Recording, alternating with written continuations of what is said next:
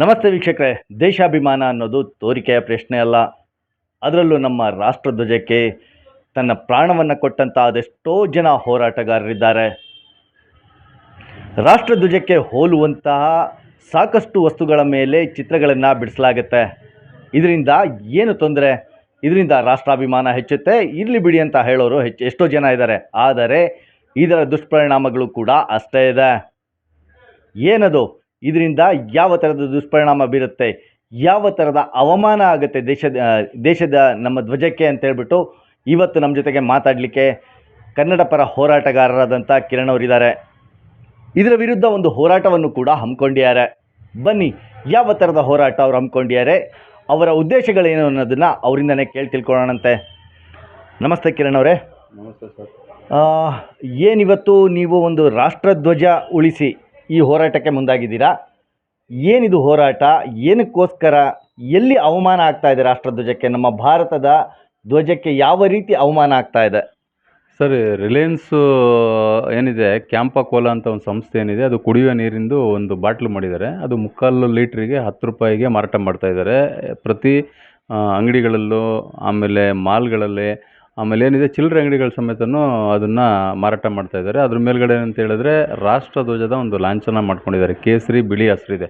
ಇಲ್ಲಿ ನೋಡಿ, ಈ ಶಾಲ್ ಕಾಣ್ತಾ ಇದೆ. ಈ ಥರದಲ್ಲಿ ಏನಿದೆ ಅಂತ ಹೇಳಿದ್ರೆ ನಮ್ಮದು ಶೇಡ್ ಇದೆ ಅಂತ ಹೇಳ್ತಾರೆ. ನಾವು ನೇರವಾಗಿ ಅವ್ರಿಗೆ ಸಂಪರ್ಕ ಮಾಡಿದ್ದೇನೆ ಮಾತಾಡಿದಾಗ ಅವರೇನಂತಾರೆ, ಅದರಲ್ಲಿ ಶೇಡ್ ಇದೆ, ನೀವು ದಯವಿಟ್ಟು ಗಮನ ಮಾಡಿ ಅಂತಾರೆ. ಅದನ್ನು ದೂರದಿಂದ ನೋಡಿದ್ರೆ ಅದು ನೇರವಾಗಿ ಕೇಸರಿ, ಬಿಳಿ, ಹಸಿರು ಕಾಣುತ್ತೆ. ಅದೇನಂತ ಹೇಳಿದ್ರೆ ನಮ್ಮ ರಾಷ್ಟ್ರಧ್ವಜದ ಚಿಹ್ನೆ. ಅದು ನಾಳೆ ಆ್ಯಕ್ಚುಲಿ ಇವತ್ತು ದೇಶಾದ್ಯಂತ ದೇಶದ ಹಬ್ಬ ಇವತ್ತು, ಆಗಸ್ಟ್ 15. ಅಲ್ಲಿ ಕುಡಿಯೋ ನೀರಿನ ಜನಗಳು ಸಾವಿರಾರು ಸಂಖ್ಯೆಯಲ್ಲಿ ಸೇರ್ತಾರೆ. ಇವ್ರು ನೀರು ವ್ಯಾಪಾರಗಳಾಗುತ್ತೆ.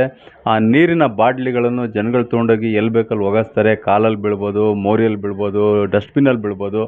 ಈ ಥರ ಕೇಸರಿ, ಬಿಳಿ, ಹಸಿರು ಮೋರಿಯಲ್ಲಿ, ರೋಡಲ್ಲಿ, ಡಸ್ಟ್ಬಿನಲ್ಲಿ ಬಿದ್ದಾಗ ಎಷ್ಟು ಅವಮಾನ ಆಗುತ್ತೆ ಅಂತ ಹೇಳಿದ್ರೆ ರಾಷ್ಟ್ರ ಭಕ್ತರಿಗೆ ಮಾತ್ರ ಗೊತ್ತಿರುತ್ತೆ. ದುಡಿಮೆ ಅದನ್ನು ತೋರಿಕೆ ಮಾಡ್ಕೊಂಡು ದುಡ್ಡು ಮಾಡ್ಕೊಂಡವ್ರಿಗೆ ಯಾವುದೇ ಥರದ ಒಂದು ಅನುಭವನೇ ಆಗೋದಿಲ್ಲ. ಅದಕ್ಕೆ ನಾವೇನು ಮಾಡಿದ್ದೀವಿ ಅಂತ ಹೇಳಿದ್ರೆ ಜಿಲ್ಲಾಧಿಕಾರಿಗಳಿಗೆ ನಿನ್ನೆ ಇದನ್ನು ಮನವಿ ಕೊಟ್ಟಿದ್ದೀವಿ. ಶಿವಮೊಗ್ಗದಲ್ಲಿ ಯಾರು ಸ್ಟಾಕಿಸ್ಟ್ಗಳಿದ್ದಾರೆ, ಯಾರು ಅವ್ರನ್ನ ಈ ಕೂಡಲೇ ವ್ಯಾಪಾರ ಮಾಡೋದನ್ನು ನಿಲ್ಲಿಸಬೇಕು. ಅದ್ರ ಮೇಲ್ಗಡೆ ಇರೋಂಥ ಮುದ್ರೆನ ಚೇಂಜ್ ಮಾಡಬೇಕು. ಚೇಂಜ್ ಮಾಡ್ಬೇಕಾದ್ರೆ ಅವ್ರು ವ್ಯಾಪಾರ ಮಾಡ್ಕೊಳೋಕ್ಕೆ ನಮಗೇನು ಅಭ್ಯಂತರ ಇಲ್ಲ. ಮತ್ತೇನಂತ ಹೇಳಿದ್ರೆ ತಿನಿಸಿ ಪದಾರ್ಥಗಳ ಏನು ಪ್ಯಾಕೆಟ್ಗಳು ಬರುತ್ತೆ ಅದ್ರ ಮೇಲೆ ಸಮೇತನೂ ಮಾರಾಟಗಳನ್ನು ಮಾಡ್ತಾ ಇದ್ದಾರೆ. ನೋಡಿರಿ, ದಿನಸಿ ಸಾಮಾನನ್ನು ನಾವು ಪ್ಯಾಕೆಟು 1 kg ಹಿಟ್ಟಾಗಿರ್ಬೋದು, ಮತ್ತೊಂದಾಗಿರ್ಬೋದು, ಅದ್ರ ಕವರ್ಗಳನ್ನು ತೆಗ್ದು ಸಾಮಾನುಗಳನ್ನು ನಾವು ಯೂಸ್ ಮಾಡಾದ್ಮೇಲೆ ಆ ಕವರ್ಗಳನ್ನು ತೆಗೆದು ಒಗಾಸ್ತೀವಿ. ಆ್ಯಕ್ಚುಲಿ ಏನು ಕಸದ ಗಾಡಿ ಬರುತ್ತೆ ಅದಕ್ಕೆ ಹಾಕ್ತಾರೆ, ಕೆಲವರು ಮೋರಿ ಒಗಾಸ್ತಾರೆ. ನಮ್ಮ ರಾಷ್ಟ್ರಧ್ವಜದ ಏನು ಕಲರ್ ಇದೆ, ಕೇಸರಿ, ಬಿಳಿ, ಹಸಿರು ಮೋರಿಯಲ್ಲಿ ಬೀಳುತ್ತೆ, ಕಸದ ಗಾಡಿಗೆ ಹೋಗುತ್ತೆ, ರೋಡಲ್ಲಿ ಬಿದ್ದಿರುತ್ತೆ. ಇಷ್ಟೆಲ್ಲ ಅವಮಾನ ಆಗ್ತಿರತಕ್ಕಂಥ ಏನು ಪ್ರಾಡಕ್ಟ್ ಏನು ಮ್ಯಾನುಫ್ಯಾಕ್ಚರ್ ಮಾಡ್ತಾ ಇದ್ದಾರೆ, ಈ ಕೂಡಲೇ ಅದನ್ನು ಸ್ಟಾಪ್ ಮಾಡಬೇಕು. ಅವ್ರ ಕಲರು ಬಣ್ಣಗಳನ್ನು ಚೇಂಜ್ ಮಾಡಲಿ. ರಾಷ್ಟ್ರಧ್ವಜದ ಚಿಹ್ನೆ ಕಲರ್ ಏನು ಹೊಂದಿದೆ ಅದಕ್ಕೆ ಅವಮಾನ ಆಗೋ ರೀತಿಯಲ್ಲಿ ಮುದ್ರಣ ಮಾಡಬಾರ್ದು ಅಂತ ಹೇಳಿದ್ದೀನಿ. ನಾವು ನಿನ್ನೆ ಜಿಲ್ಲಾಧಿಕಾರಿಗಳಿಗೆ ಒಂದು ಮನವಿ ಕೊಟ್ಟಿದ್ದೀವಿ. ಅದು ಈ ಕೂಡಲೇ ಜಾರಿಗೆ ಬರಬೇಕಂತ ಹೇಳಿದ್ವಿ. ಇಲ್ಲಾಂದರೆ ಮುಂದಿನ ದಿನದಲ್ಲಿ ಧರಣಿ ಕೊಡ್ತೀವಿ ಸಮೇತ ನಾವು ಎಚ್ಚರಿಕೆಯನ್ನು ಕೊಟ್ಟಿದ್ದೀವಿ. ಕಿರಣ್ ಅವರೇ, ಏನು ಅಂತ ಹೇಳಿದ್ರೆ ಇವಾಗ ನೀವೇನು ಈ ವಾಟರ್ ಬಾಟಲ್ ಮೇಲೆ ಸಿಂಬಲ್ ಅಂದರೆ ರಾಷ್ಟ್ರಧ್ವಜದ ಬಣ್ಣವನ್ನು ಬಳಸಿದ್ದಾರೆ ಅಂತೇಳ್ಬಿಟ್ಟು ತಾವೇನು ಹೇಳ್ತಾ ಇದ್ದೀರಾ, ಇದೊಂದು ತುಂಬ ದೊಡ್ಡ ಕಂಪನಿ. ಎಲ್ಲೋ ಒಂದು ಕಡೆಗೆ ದೊಡ್ಡ ದೊಡ್ಡ ಶಕ್ತಿಗಳದರಿಂದ ಬೆಂಬಲಕ್ಕಿದೆ. ನೀವು ಕನ್ನಡ ಪರ ಹೋರಾಟಗಾರರು ಅಷ್ಟು ದೊಡ್ಡ ಕಂಪ್ನಿನ ಎದುರಾಕೊಂಡು ಗೆಲ್ತೀವಿ ಅನ್ನೋ ನಂಬಿಕೆ ನಿಮಗಿದೆಯಾ? ಯಾಕಂತ ಹೇಳಿದ್ರೆ ಒಂದು ದೊಡ್ಡ ರಾಷ್ಟ್ರ ಏನಿದೆ ನಮ್ಮದು ಭಾರತ, ಅದರಲ್ಲಿ ತುಂಬ ಜನ ದೇಶಭಕ್ತರಿದ್ದಾರೆ. ಎಷ್ಟೋ ಜನ ಬಲಿದಾನ ಆದಮೇಲೆ ನಮಗೆ ಸ್ವತಂತ್ರ ಸಿಕ್ಕಿರೋದು. ಆ ಬಣ್ಣ ಕೇಸರಿ, ಬಿಳಿ ಏನು ಬಾವುಟ ಇದೆ, ಆ ಧ್ವಜಕ್ಕೆ ಅವಮಾನ ಆದರೆ ಯಾರು ಒಬ್ಬರು ಸಹಿಸಲ್ಲ ಅಂತ ನಾನು ಅಂದ್ಕೊಂಡಿದ್ದೀನಿ. ಪ್ರಪ್ರಥಮವಾಗಿ ನಾವು ಧ್ವನಿ ಎತ್ತಿದ್ದೀವಿ. ನಾನೊಬ್ಬ ಕನ್ನಡ ಪರ ಹೋರಾಟಗಾರ, ಕನ್ನಡ ಪರಕ್ಕೆ ನಾನು ಇಷ್ಟು ದಿನ ಮಾಡ್ಕೊಂಬಂದಿದ್ದೆ. ಬಟ್ ಈ ಕೇಸರಿ, ಬಿಳಿ, ಹೆಸರು ನೋಡಿದಾಗ ನನಗೆಲ್ಲೋ ತಡೀಲೇ ಇಲ್ಲ ಮನಸ್ಸು. ಅದಕ್ಕೆ ನೇರವಾಗಿ ನಾನು ಜಿಲ್ಲಾಧಿಕಾರಿಗಳಿಗೆ ನಾನೊಂದು ಮನವಿಯನ್ನು ಕೊಟ್ಟಿದ್ದೀನಿ, ಈ ಕೂಡಲೇ ಸ್ಟಾಪ್ ಮಾಡಬೇಕು ಅಂತ.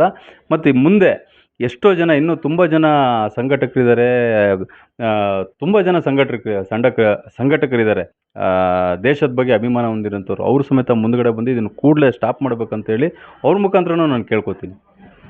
ಕಡೆದಾಗಿ ಕಿರಣ್ ಅವರೇ, ಏನು ಅಂತ ಹೇಳಿದ್ರೆ ಈ ವಿಷಯಕ್ಕೆ ಸಂಬಂಧಪಟ್ಟಂಗೆ ಏನು ನೀರಿನ ಬಾಟ್ಲಿ ಕಂಪನಿ ಇದೆ ಅವರಿಗೆ ಸಂಬಂಧಪಟ್ಟ ಅಥವಾ ಏಜೆನ್ಸಿಯವರಿದ್ದಾರೆ, ಅವ್ರಿಗೆ ಏನಾದರೂ ಮನವರಿಕೆ ಮಾಡಿ ಅವರಿಗೆ ಬುದ್ಧಿ ಹೇಳೋ ಕೆಲಸ ಮಾಡಿದ್ರೆ ಆಗ ನಿಮ್ಗೆ ಯಾವ ಥರದ ಪ್ರತಿಕ್ರಿಯೆ ಅವರಿಂದ ಸಿಕ್ತು? ಅವರೇನಂತಾರೆ, ನೀವು ಅದನ್ನು ಚೆಕ್ ಮಾಡಿ, ಅದರಲ್ಲಿ ಶೇಡಿಂಗ್ ಇದೆ ಅಂತಾರೆ. ಶೇಡಿಂಗು ಬರೋದಲ್ಲ, ದೂರದಿಂದ ಹಿಡ್ಕೊಂಡು ನೋಡಿದಾಗ ಏನಂತ ಹೇಳಿದ್ರೆ ಅದು ಕ್ಲೀನಾಗಿ ಕೇಸರಿ, ಬಿಳಿ, ಹಸಿರೇ ಕಾಣುತ್ತೆ. ಆ ಕೂಡಲೇ ನಾನು ಹೇಳಿದೆ, ನೀವು ಮನವರಿಕೆ ಮಾಡೋಕ್ಕೆ ನಾವು ಎಷ್ಟು ಪ್ರಯತ್ನ ಪಟ್ರು ಅವರು ಆ ಕಡೆಯಿಂದ ಉಡಾಫೆ ಉತ್ತರ ಕೊಟ್ಟಿದ್ದಾರೆ. ಹಾಗಾಗಿ ನಾವು ಮನವಿ ಕೊಟ್ಟಿದ್ದೀವಿ. ಅವ್ರ ಮೇಲ್ಗಡೆ ಇರೋಂಥವ್ರು ಕೇಳಿಸ್ಬಿಟ್ಟಿದ್ದಾನೆ, ಸರಿಪಡಿಸ್ಬೋದಿತ್ತು. ಅವರು ನೆಗ್ಲೆಕ್ಟ್ ಉತ್ತರ ಕೊಟ್ಟಿರೋದ್ರಿಂದ ನಾವೇನು ಮಾಡಿದ್ದೀವಿ ಅಂತ ಹೇಳಿದ್ರೆ ಜಿಲ್ಲಾಧಿಕಾರಿಗಳಿಗೆ ಮನವಿ ಕೊಟ್ಟಿದ್ದೀವಿ. ಇಲ್ಲೇನು ಡೀಲರ್ಗಳಿದ್ದಾರೆ ಈ ಕೂಡಲೇ ಸ್ಟಾಪ್ ಆಗಬೇಕಿದು ಅಂತ ಹೇಳಿದ್ದೇನೆ. ಫುಡ್ ಸೇಫ್ಟಿ ಆಫೀಸರ್ ಗಮನಕ್ಕೆ ಸಮೇತ ತಂದಿದ್ದೀವಿ. ಅವ್ರು ಹೇಳಿದ್ದಾರೆ ಇದರಲ್ಲಿ ಏನಾರ ನ್ಯೂನತೆ ಐತೆ ಅಂತ ಹೇಳಿದ್ರೆ ಅವ್ರ ಲೈಸೆನ್ಸನ್ನು ನಾವು ಕ್ಯಾನ್ಸಲ್ ಮಾಡ್ತೀವಿ ಅಂತ ಹೇಳಿದ್ದಾರೆ.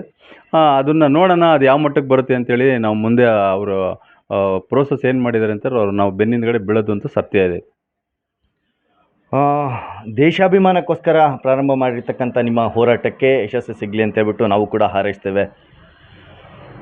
ದೊಡ್ಡ ದೊಡ್ಡ ಶಕ್ತಿಗಳು ಇದ್ರ ಹಿಂದೆ ಇದೆ, ಈ ಕಂಪನಿ ಹಿಂದೆ ಇದೆ. ಎಷ್ಟು ಮಟ್ಟಿಗೆ ಸಕ್ಸಸ್ ಸಿಗುತ್ತೆ, ಎಷ್ಟು ಮಟ್ಟಿಗೆ ಸಕ್ಸಸ್ ಸಿಗಲ್ಲ ಅನ್ನೋದು ಮುಂದಿನ ದಿನದಲ್ಲಿ ಕಾದು ನೋಡಬೇಕು. ಏನು ಜಿಲ್ಲಾಧಿಕಾರಿಗಳಿದ್ದಾರೆ, ಈಗಾಗಲೇ ಅವರಿಗೆ ಮನವಿನ ಕೂಡ ಕೊಟ್ಟಿದ್ದಾರೆ. ಇದ್ರ ಬಗ್ಗೆ ಕೂಡಲೇ ಗಮನ ಹರಿಸಬೇಕು.